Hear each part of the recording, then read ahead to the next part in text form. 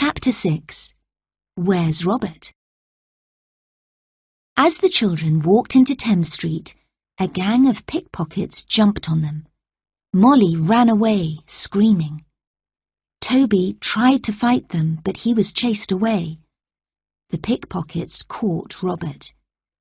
They took him to a house in Fish Street Hill. "Let me go!"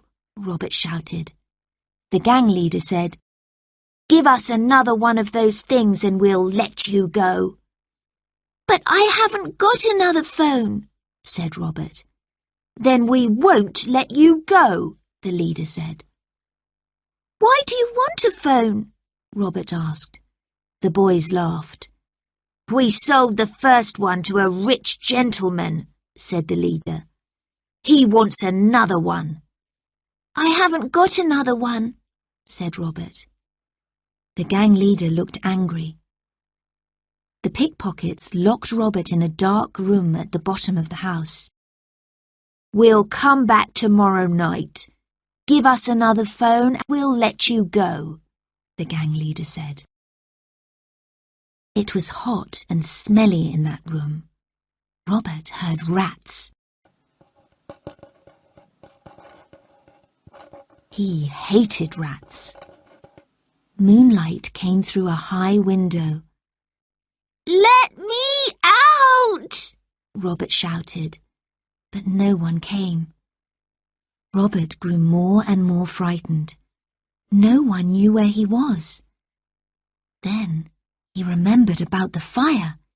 He knew he must get out of that dark, smelly room. Meanwhile, Lucy travelled back to the present. Grandad didn't want her to go back to 1666 again, but she had to help Robert.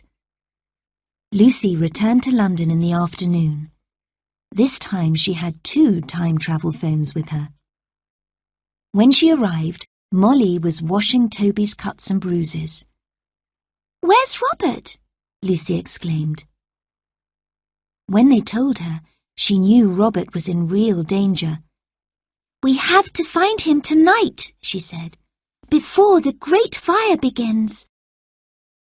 "You still believe there's going to be a great fire tonight?" Molly said. "Yes," said Lucy. "Now let's go and look for Robert." It was warm in the street and a strong, dry wind was blowing. They searched for Robert all that day. Toby talked to many people, but no one knew where Robert was. When night came, the children were still looking for Robert. At 1 o'clock, they arrived at Fish Street Hill. They knocked on all the doors, but no one answered. It was late and everyone was asleep. Robert was still in the dark downstairs room. He awoke suddenly. Rats were running all over him. One bit his ankle. He screamed. Outside, the children heard his scream. "It's Robert!" Lucy exclaimed. "Where?" Toby said. "The scream came from that window," Molly said. She pointed to a small, dirty window. Robert was still shouting. "Robert!" called Toby into the dark room. "I'm here!" Robert answered. Toby leaned in the window and reached down. "Hold my hand," he said, "and I'll pull you up."